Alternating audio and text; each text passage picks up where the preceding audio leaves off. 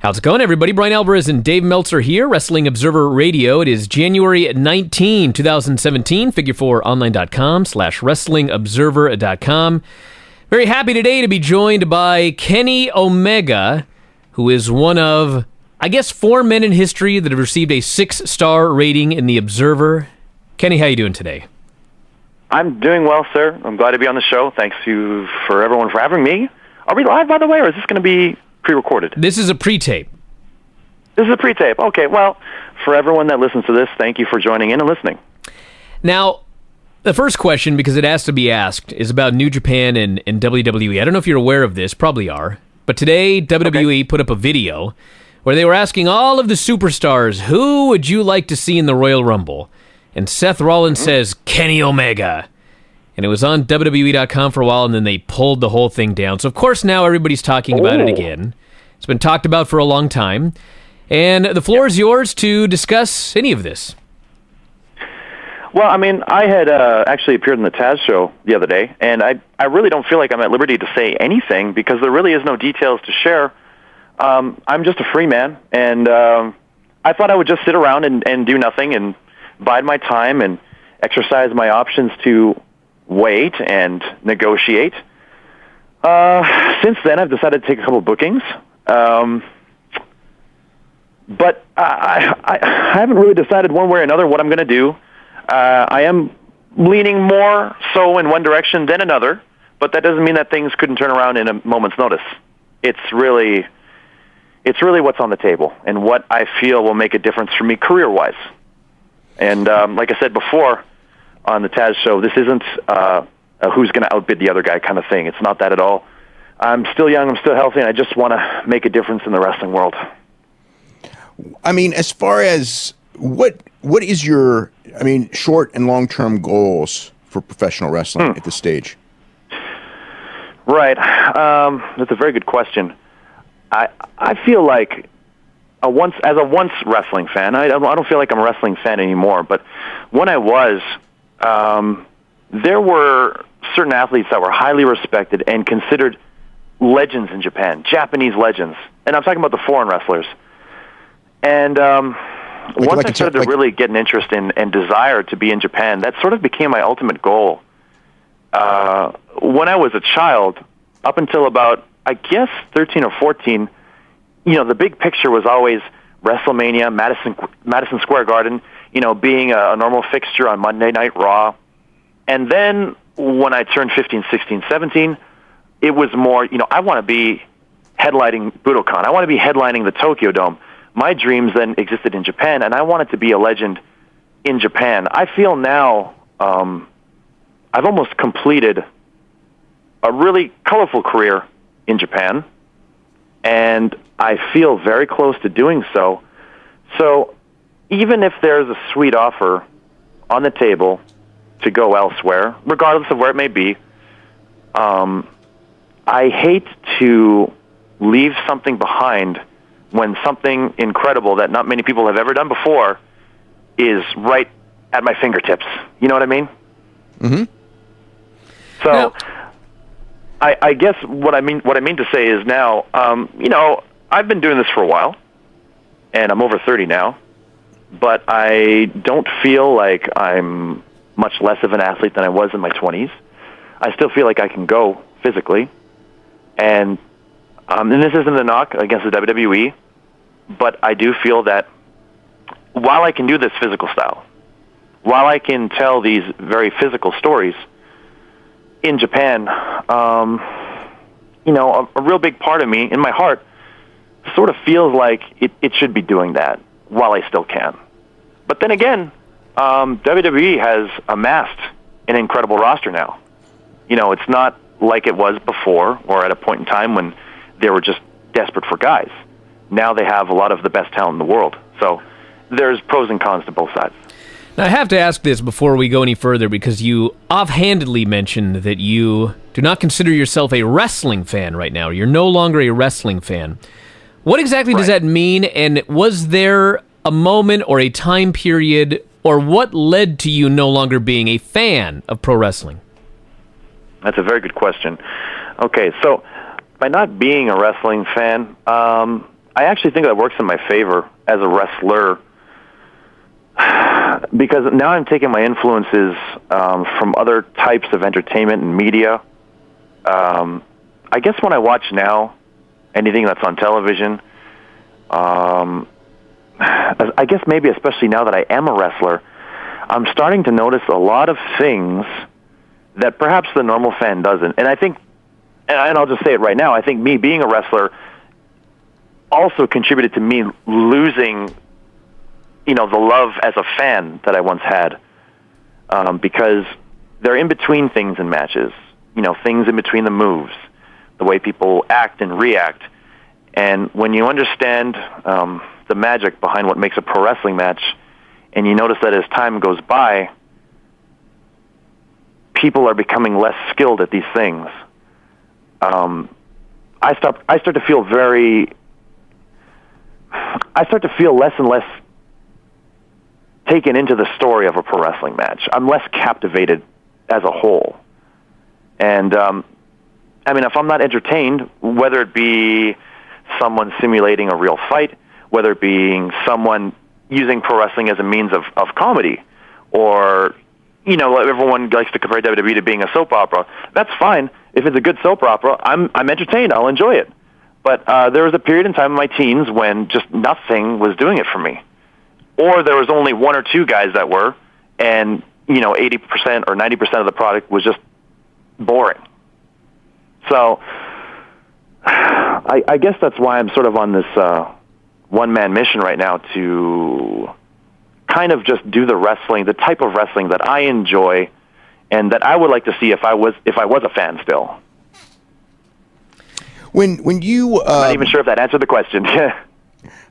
when you have a match like Yes. the match that you just had with Okada, or maybe the match with Naito or Goto, or many of them actually, Tanahashi, is there a feeling when you're in the ring during that match where you're going like, we're really doing it, or is there a feeling like afterwards where you appreciate it, or do you even get like a letdown when it's over? Like, you know what I mean? Well, you've done something. But now the match is over, and now you got to do it again. Right, the adrenaline wears off, kind of thing. Yeah. There are moments that I've had in my career, and they're not. I've been actually feeling them a lot more lately. For lack of a better term, things start to feel like it's magic, and it's moments like that when you really feel like you have a grasp on the crowd and that the way you envisioned your story is really coming to fruition and that people are appreciating it for everything that you'd hoped for. You start to stop feeling tired.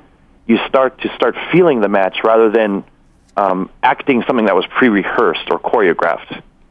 And I'm finding that now that I'm having to take this role, a more prominent role within the company of New Japan for the past year, I've been fortunate to get put into these situations where I have that time and leeway to add these moments where I can just engage a crowd, rather than just like, okay, well, my agent said I have to take 2 steps to the left, look to the crowd to my right, you know what I mean, then wait for them to get up, and et cetera, et cetera. It's a very organic emotional response. And I feel like, when I really accomplish that feeling of magic, I know that, okay, I have a match that not only I can be proud of, but I think the fans will be happy with, and even my peers too, and my opponent, hopefully. So when this match is over, I'm in this somewhat euphoric state where I just love life, love everyone around me. I'm just so thankful for being a wrestler. And when I come down for it, I just feel like a zombie, just dead. Now, going into the Okada match, from the G-1 to the Tokyo Dome, it's 5 months, and you mentioned this process of putting the match together and having the match and the reaction from the fans. Mm-hmm. Obviously there's 2 people involved here. You're not going in and it's not 100% your story. There's 2 people in this match. It's you and Okada. For 5 months leading to this match, were you sitting there in the car and on the plane and wherever, just visualizing the way that you envisioned this match to be? Was it sort of like, God, this is the way I see it in my brain, and this is what I'd like to do, and I could just imagine this happening? Or did you not think of that heading towards this big match? To be honest, I mean, I never knew the direction of the company and the position I would be in for the Tokyo Dome up until, I guess it would have been November? Or no, October. So I guess at most, I could have only really thought about this match for, 2 months. So you thought that at any time maybe you could lose the briefcase? Yeah, in fact, I thought that I would. I really did. I thought that I would, and I also thought that maybe there's a chance I'm going to wrestle Okada. However, perhaps the company wants to put all the stock, all the chips into Naito and bump him up to main event. I thought there was a possibility of it. I really did. And I really had no sour grapes to that either. I still would have done the best job that I could do. But I would adjust the story, accordingly if that were the case. And to answer your question, I'd mentioned how I have these, these feelings when you just feel like things are really clicking in a match, and it becomes more so of an emotional and reactional matchup than something that's completely pre-planned and choreographed. I had a lot of success doing that in the G1, and I've had a lot of success doing that even at a place like PWG, where the wrestlers are flown in the day of the show. You're crammed up into a tiny little locker room, and next thing you know, you've got to go out and perform. And the standard that PWG holds is so high that if you don't knock it out of the park, you're not coming back. So I think it's because of things like that. I wanted to rely more on my, inner sense of being a pro wrestler. I didn't want to think too hard about the match in advance. And I wanted to play out. I wanted to see how the series and the tours played out, what kind of storyline elements I could add in there. But I also didn't want to give people too much either. For all the fans that were following the matches throughout the tours, I purposely really, really held back a lot, and even implanted the question that maybe Okada and Kenny have absolutely zero chemistry together. And that was merely because I wanted, the shock factor, and wow, this is the first time I've ever seen these two do this or do that, or the match really came together at the 11th hour, if I'm to be honest. And I had a way that I wanted it to feel, but I never thought about sequences or things like that. Not at all. There's two things. Number one, because you kind of brought up PWG. What is your status as far as the United States goes? I mean, like last year, we kind of figured that at some point you were going to be in Ring of Honor, and there was a visa issue, and then we just figured that it was at some point it would get taken care of. And I mean, like, what is the status of wrestling in the United States in 2017? I mean, obviously, if you stay with New Japan, I would think that you're going to be on those two Los Angeles shows in a very prominent role. So, and if you're in WWE, I guess that's taken care of anyway, so, but what's right. Kind of like the status of that right now? That's a very good question. I actually have not had any direct communication with them. I do know that in 2016, at the tail end of the year, there was an opportunity for guys to go over and wrestle for them, but the company had asked me to, they had kindly asked me to not appear on anything stateside or take any other bookings aside from New Japan. I didn't know why at the time, but I guess they just wanted me to maintain my health for the Tokyo Dome. So I assume now that that's over and done with. If let's say I go New Japan, I'm just under their guidance. If they want me to do something with ROH, I think that would take priority, and then I think from there, if I have free time in my schedule, I can fill it with whatever I get permission to do. When I go back, I mean, as of right now. Oh, sorry. Go ahead. No, go ahead and finish. Oh, I was just going to say, as of right now, for this month of January, I'm free to do whatever. So, I'll be heading to England for a shot, Chile for a shot, and it's kind of nice to not have to really answer anyone. But yeah, in terms of outside stuff, New Japan does monitor what I do, and have been doing so. So I guess if it's in their best interest, they will send me to Ring of Honor or whatever, if that happens to be the case. Had a couple of other questions about the Dome match very quickly. There was an AJ Styles Minoru Suzuki match about a year and a half ago. And this match I thought was just and Dave as well, and I think everybody in the world thought this match was just unbelievably great. And when it was over, AJ had mentioned that I was baffled because I thought it was good, but I didn't think it was as good as everybody else thought it was. Now, I'm going to use 6 stars because it's kind of a thing right now, but however you rate matches. When the Tokyo Dome match was over, did you feel, I have just done a 6-star match, or this was one of the greatest matches I've ever had, or there's ever been in Japan? What were your thoughts coming out of that match? Were you surprised by the reaction? Well, I mean, and what did the guys say to you? Oh, sorry. What did the guys say to you? Because, I mean, I did not watch that match live. So the first thing, because it was in the middle of the night and I fell asleep at about whatever it was, 2 or 3 a.m.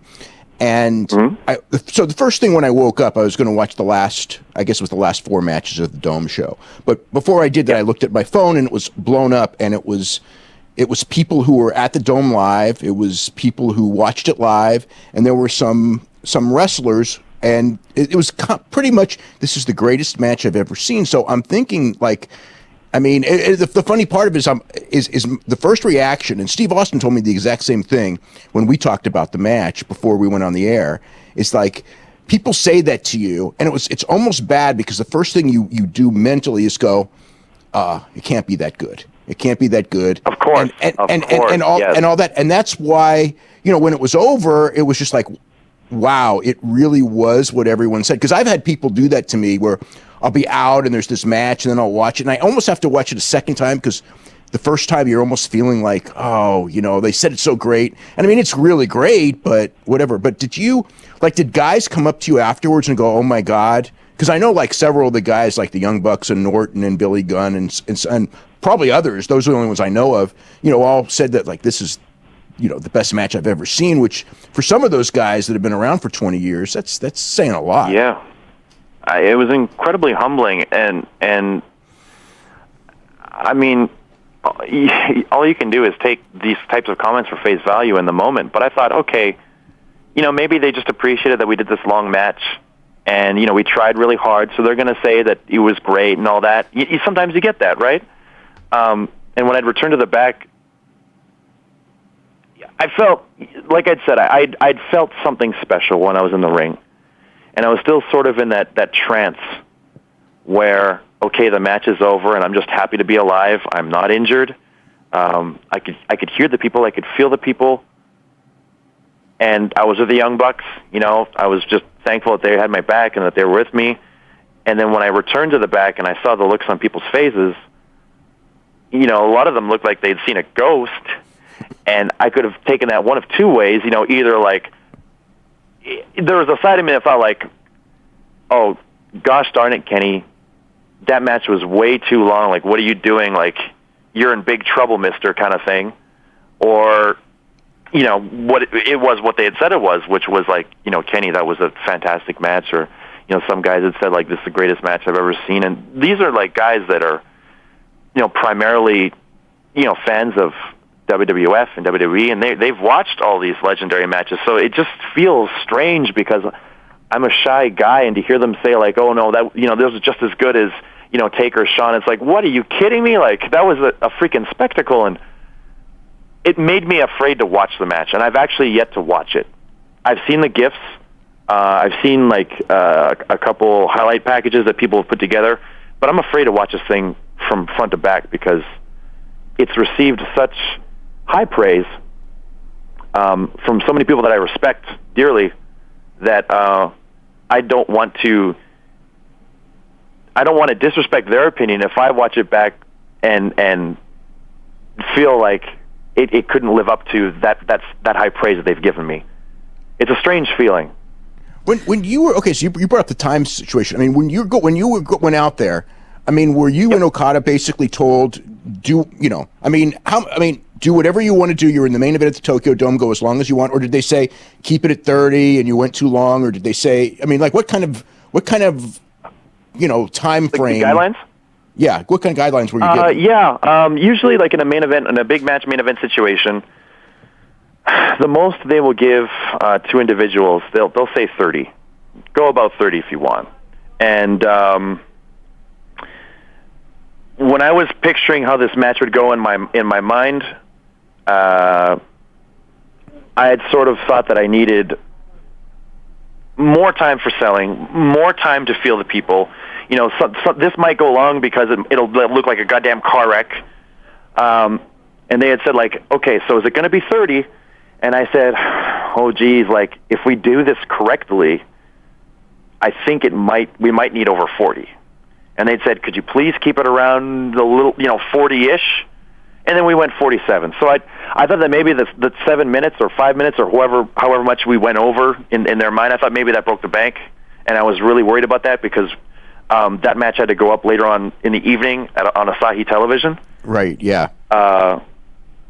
But we pretty much hit our mark, in general, for a Tokyo main event. And, Gedo was there, and there was communication throughout the match between Gedo and the referee and myself, and it was just kind of like, well, what the fuck do we do? Do we do it? Am I cutting? We're gonna keep going? And they just said, just do it. Like you got these people, just do it. What's funny about it is that's only a part of the forces, the creative forces in New Japan. So I thought maybe, okay, the TV crews are going to be mad because they have to chop this thing up more. They're going to have to chop up more minutes than they originally thought they would, and there were a million thoughts going through my mind.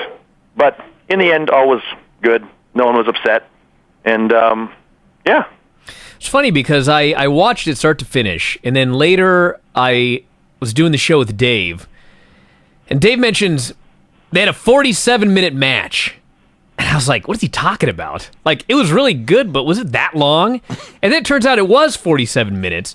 And then it was like, man, this match was even better than I thought, because that did not feel like... I've seen some long matches and long television shows, and that did not seem like a 47-minute match. It was kind of crazy, actually, that it really went that long and didn't feel like it. That's not a question. So I'll ask a question. Thank you very much, first and foremost. But I think that as long as all your transitions are interesting, and as long as you're doing something compelling with your face and with your body, your brain won't keep track of the time that passes by. So of course, I can't do the entire 47 minutes of that, so Okada did a fantastic job as well. I'm sure the referee played his role also, Young Bucks. It was just one big, gigantic team effort, so I'm glad it worked out the way it did. Well, that's my last question about the match, and then we could talk about whatever, but I almost felt bad the day of the match because everybody is raving about this match and Kenny Omega, and I didn't mean to denigrate you in any way, but I was sort of like, everybody hold on a second. Like, Kenny Omega was awesome, but I feel like people are shortchanging Okada. Like, nobody was talking about Okada. They were only talking about you. Yeah. And of course, it's America, and you're Canadian, and everyone's talking about Kenny Omega, and first Canadian to headline the Dome and everything like that, but I sort of felt like we should be giving Okada a little bit of credit here because he was almost so awesome he was invisible. And I wanted to give you... He wasn't invisible, but... Not invisible, but he was like so awesome you didn't recognize it. It's kind of what I'm trying to say. But tell us a little bit about Okada as a worker. I don't want to get it twisted whatsoever and people to misunderstand. That match, call it 5 stars, 6 stars, 4 stars, whatever you want to call it, that match couldn't have been done with anyone else other than Okada. So it's a testament to how good he is. I needed Okada in that match to bring that out of me, out of him, out of the people. It was very important for that match to be with him. It couldn't have been... it just couldn't have been anyone else. It had to be against the man. And, there are... when we're on tour and we're doing shows every day, you feel the fatigue. And sometimes you're not necessarily into a match or whatever. And you don't necessarily always bring your A game or your S-tier game. Okada, on that particular night, he had brought his S-plus tier game. He gave me everything that he had. He was there for everything. He understood. We just had a real great connection, and I can't give him enough credit for being the perfect opponent for that match So, I mean, you can give me all the credit that you want, people out there, or say that I sucked or whatever, but don't say that Okada didn't do his role, because he was perfect. Did you when you come in, I mean, obviously your career goes in stages, and as you get better and you get a bigger name, you have many matches that are the biggest match of your career. Maybe when you fought Ibushi at Budokan, it's a Budokan main event is a big deal. Then, G1 finals, and even, fighting Naito the night before. There's two, that's actually one of the amazing performances a lot of people talk about, is the fact that you did a Saturday night match with Naito, and then you came back Sunday afternoon and had to do it all over again with Goto, and had to basically do as two incredible matches in whatever it was, 19 hours or something. It was something ridiculous, yes. I mean, like, when you go into those things, and then obviously the Tokyo Dome main event, I mean, all of which at the time are like the climax of your career up to this point. I mean, was there any, from a mental standpoint, was the Tokyo Dome something different? Were you more nervous, or were you more like, wow, I finally really made it? How many foreigners have been in the main event of the Tokyo Dome? Or when you won G1, because no foreigner had ever won G1 realistically. I mean, what kind of emotions did you have? Compare the emotions of, like, say, the Ibushi match, the G1, and the Tokyo Dome, going into it and coming out of it.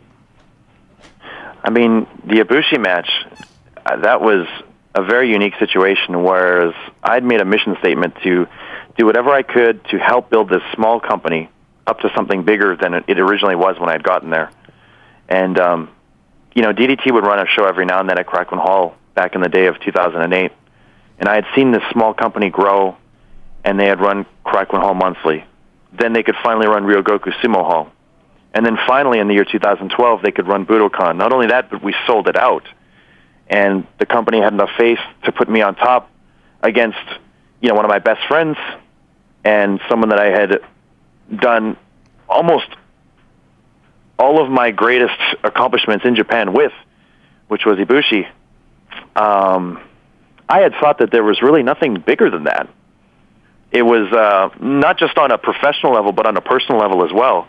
I mean, how cool is it that you can share, your biggest and greatest match with one of your best friends, and just do something that you never thought that you could do. It's really stuff that dreams are made out of. I thought that there would be no greater feeling in pro wrestling for me than that moment. And I mean, I guess I was kind of wrong, or either that, or that was sort of a chapter ending or a book closing and then another story beginning. That was really, I felt that was really a really good storybook ending for my DDT career at that point. That Ibushi match, and even I had a match with El Generico that meant a lot to me in DDT as well, which ended up being his last match in Japan. And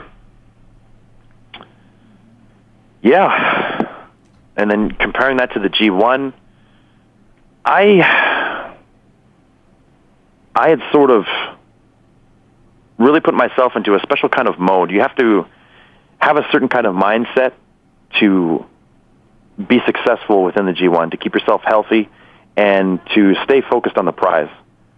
My goal at the beginning of G1, not knowing how things would turn out, was just to have different matches every night of the tour.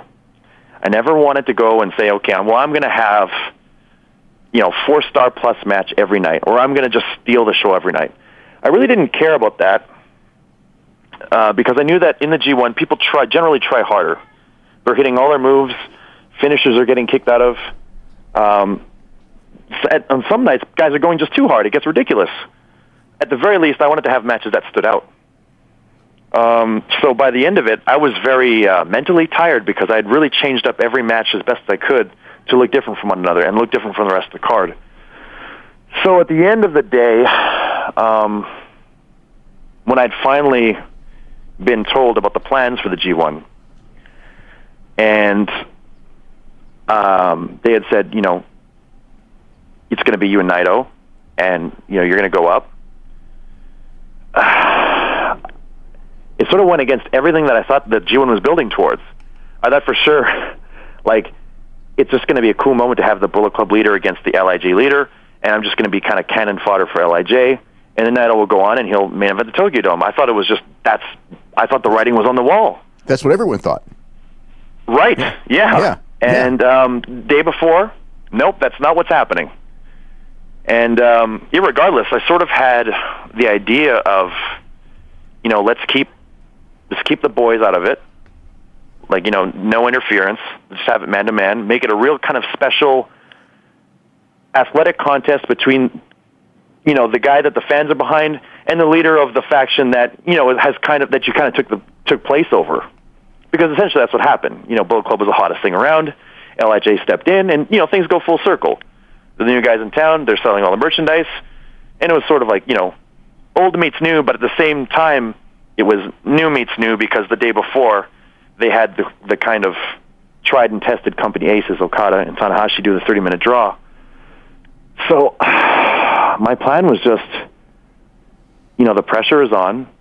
I don't think people expect us to hold a candle to Tanahashi Okada because they are sort of the face of this company, the face, the heart and soul. So I said, well, let's just have a match that more resembles the finals than even the finals itself. And then Naito was just like, what, are you sure? That's a lot of pressure. I was like, come on, man, give me a break. You're the hottest act out there, let's just do it. And he said, okay, let's do it. And we just went from there. Now, you mentioned... It was a great feeling. Oh, sorry, yeah, go ahead. Oh, no, go ahead. Because actually you got to talk about the Dome, too. Oh, yeah, and I was just going to say, and it was just crazy how... I'd really emptied the tank on that match and try to cut it as close to 30 minutes as possible because there's a 30-minute time limit placed on the matches. And then to have to shut off or just come off of that match, put it behind me, forget about it, and then think like, okay, now I've got to move forward, and I have to focus on Goto now. That was really tough to do. Because I'd sort of felt that was like a big accomplishment for me at that point, was to step up and do that match that maybe people didn't think I had in me at that point because they hadn't seen that version of me too often in New Japan or just in wrestling in general. So the Goto match went well, and at that point I'd sort of thought like, even if their plan is just to take this thing right off me, if I'm just like a transitional kind of guy, like I'll take the briefcase and someone else will take it off me. I don't want to show weakness, and I want to show that I can be the guy that can carry this ball. And I just sort of stayed in a very concentrated, focused mindset up until the Dome. And then next thing I knew, October came and went. It was the last defense of the briefcase. And they had said, like, yeah, you're going to the Tokyo Dome. You're gonna main event this thing. And I should have felt nervous because, okay, wow, I have to do this big match. But I felt relief because, these months and months and months of me staying completely focused and sort of trying to prove myself that I could be in this role. Now suddenly it's like, oh wow, I'm getting rewarded now. Like it's actually happening. It's set. I can now just focus on that and work towards that rather than go day by day wondering what is my direction. And do I feel appreciated? Do I feel accepted by the fans and the people? So yeah, when the Tokyo Dome came around, it was just, I was very calm and just confident that it would be a good match. Now, you mentioned when talking about the G1, finishers being kicked out of on big shows and that sort of thing. And at the Dome, you went for the one-winged angel over and over and over and over and over again. Okada goes for the Rainmaker over and over and over again. Okada did hit the Rainmaker, but you never hit the one-winged angel. Now, when you were envisioning and putting this match together, was there something in your head that thought, all right, Okada's going over today. In my perfect universe, we would have a rematch down the road, and I'd go over, and I'm going to do it with this move. And so this was like a build towards that match, which may or may not happen. Was that kind of the mindset of not hitting that move at all during this match? I mean, that was the businessman in me thinking. There is there is business. I felt that there was business in that match being done again, and it could be done again a number of times. So even though we did a lot, there were things that were left out purposely so that there would be a different dynamic if there ever was a rematch. No one had ever said there will be a rematch. I don't believe there is a plan for there to be a rematch due to my situation. However, and that wasn't me even protecting my finisher or anything like that.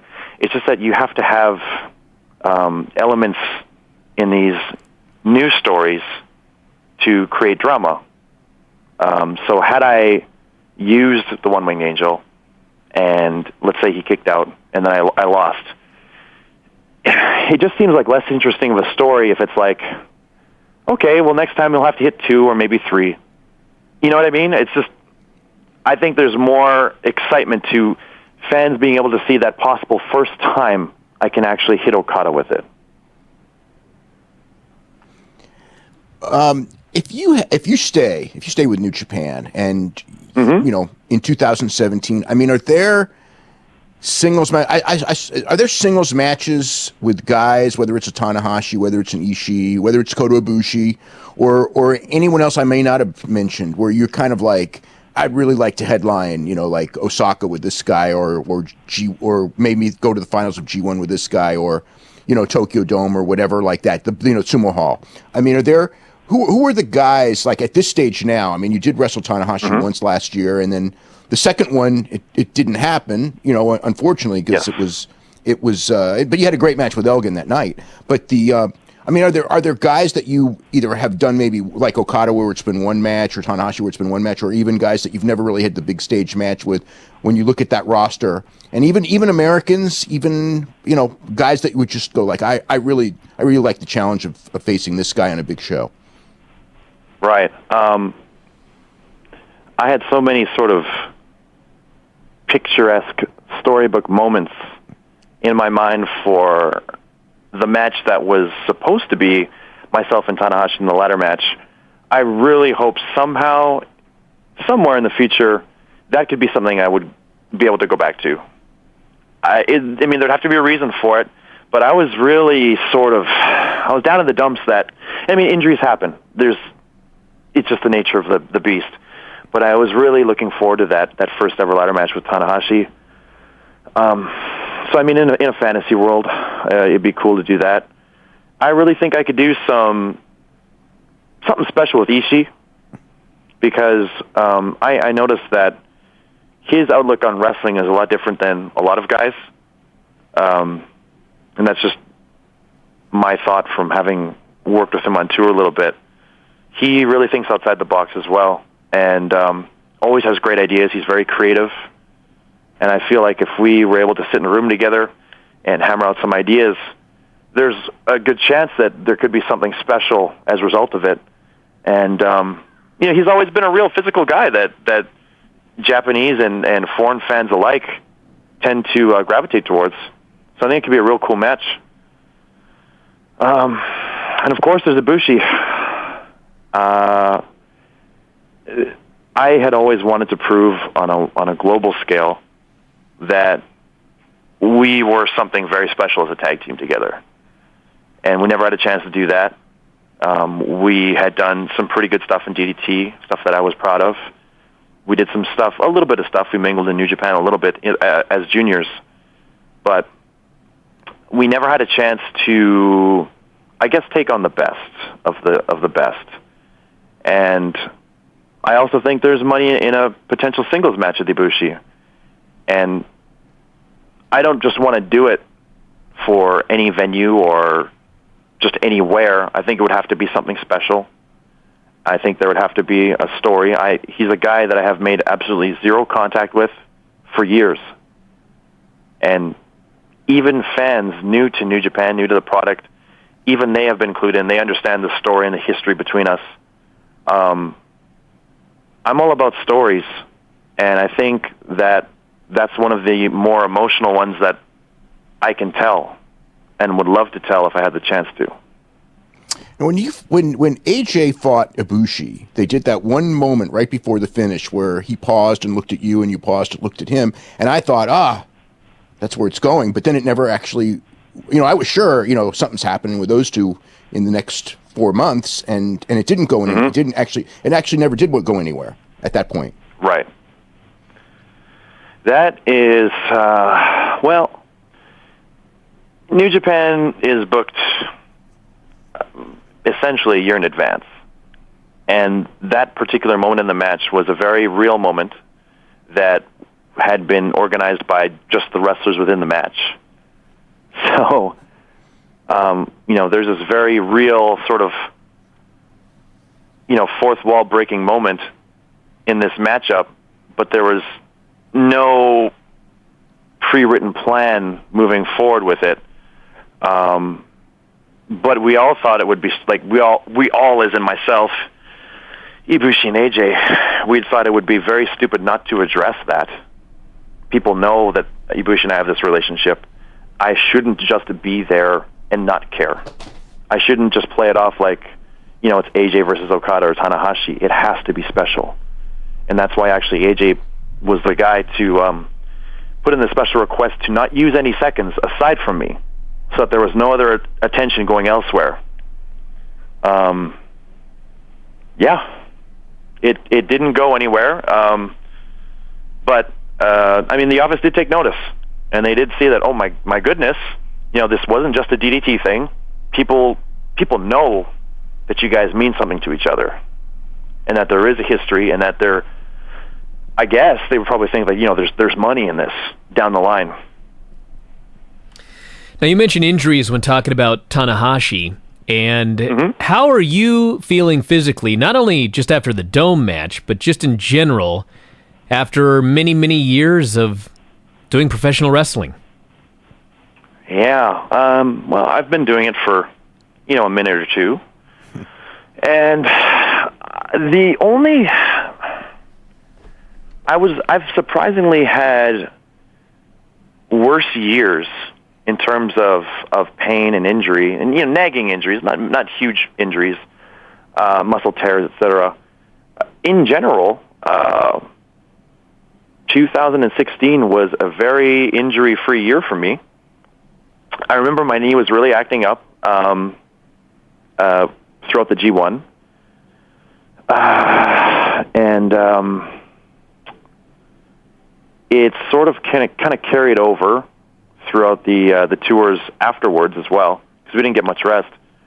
But that wasn't an injury. That's just overuse, wear and tear. In general, I feel like, not necessarily that I believe in these types of things, but it almost feels like there's some other force that was protecting me from not getting injured this year.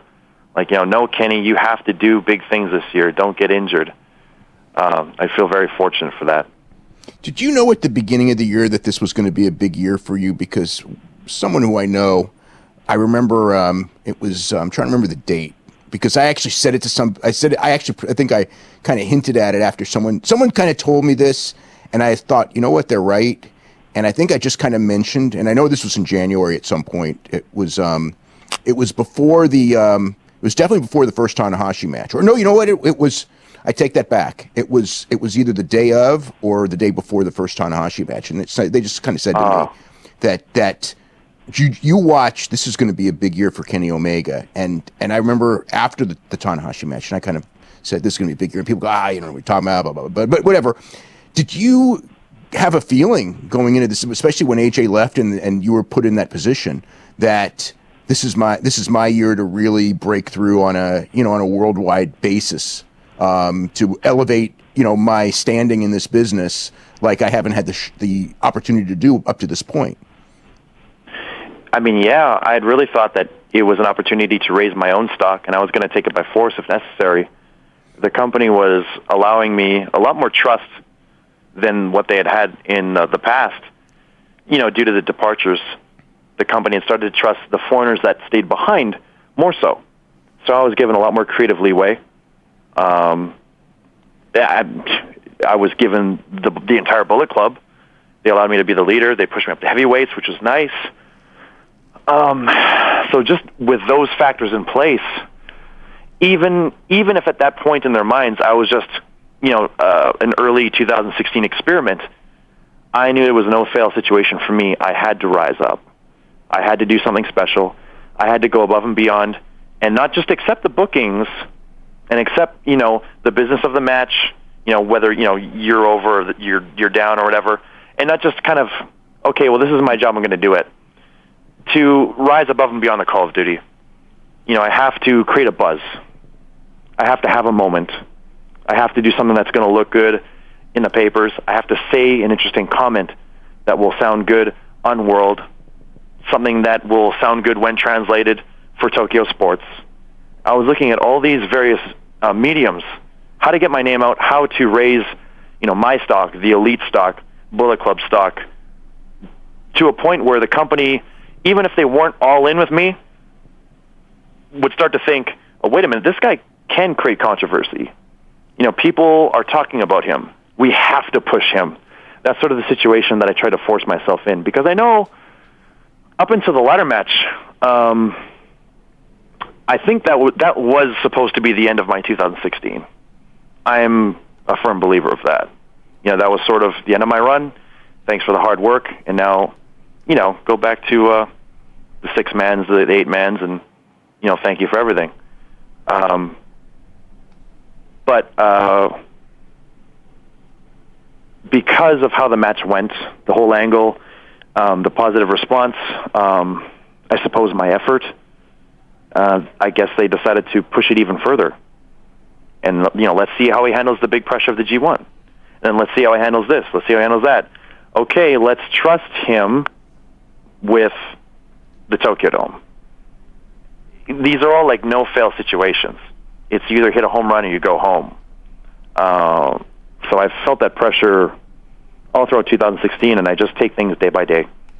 Now, while, staying confident in myself that what I am doing is what's best for wrestling.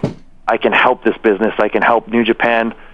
I can give something that people will enjoy watching or talking about or whatever. I mean, when you look at the lay of the land, this year is going to be a year of change in the business, and I'm not exactly sure. I don't know if anyone really knows how it's going to end.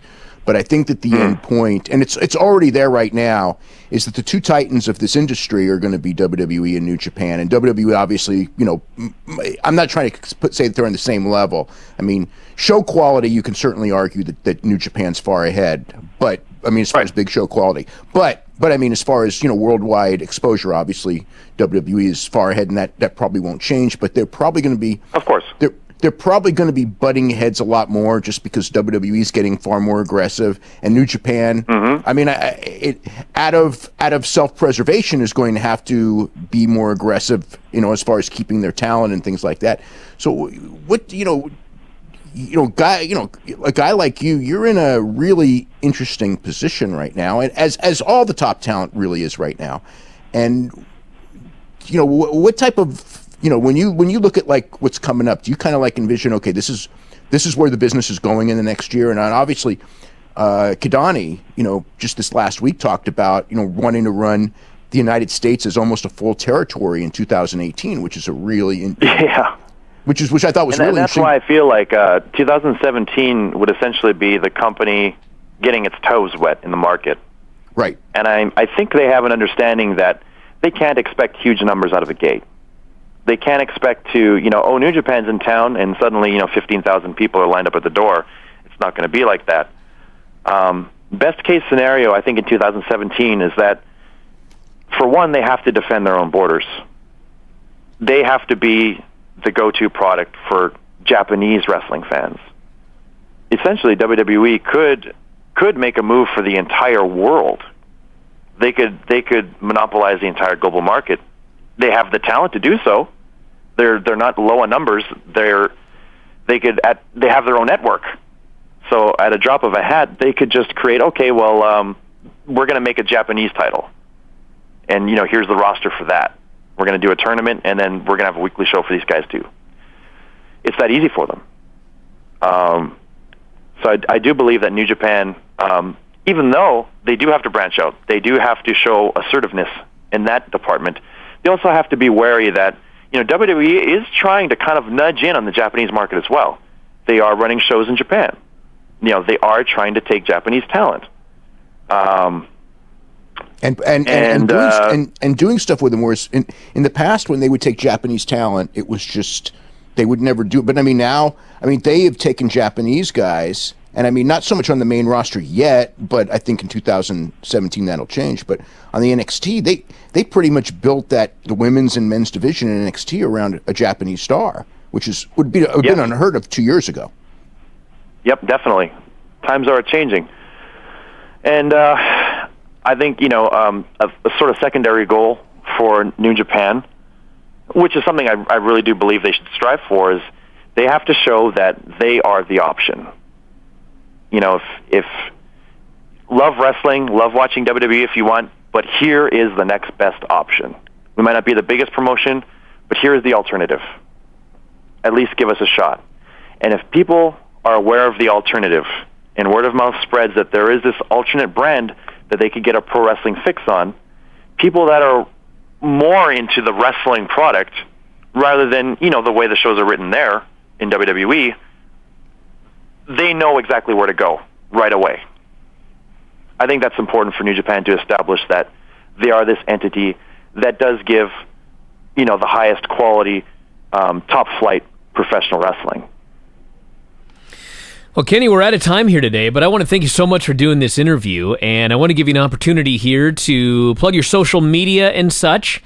And I guess in the time being, between now and whatever you may end up doing, where can people check out Kenny Omega? Okay, so I am on Twitter at Kenny Omega Man X. All one word, no underscores, no spaces. Just type it all in there. I'm there. I've got the blue check mark. I'm also on Facebook under Kenny Omega. I believe there are many fakes and frauds, but I'm not on there much. So maybe just follow me on Twitter. And there is no Instagram. There are many fakes of that popping up lately too, but I'm not doing Instagram. So be careful about that. And let's communicate there. I will post updates. I'm not too active on there right now. I'm just enjoying my thinking time. But hopefully I will see everyone soon and have positive news to share. What do you have a date in your mind where I have 2 weeks to make a call, I have 8 weeks to make a call, I have 12 weeks to make a call? Do you have kind of like a time frame of, like this is how much time I got, and then I'm all in with wherever it's going to be? Right. I'd sort of, in my mind, I wanted to already have a decision. I really did. And then, normal life kind of came into play, and it pushed everything back. And now I'm taking this sort of emergency booking to help out a friend of mine in England. And so my hope now is once I come back from England, that'll be the first thing that I sort out. Make a decision and, see where I will end up in the immediate future. And there you go, everybody. At Kenny Omega Man X. Kenny Omega Man X. Can't be easier there on Twitter. And he has a blue check mark as noted, so check that out. Kenny, I want to thank you so much once again for the show today. Best of luck with everything in the future. And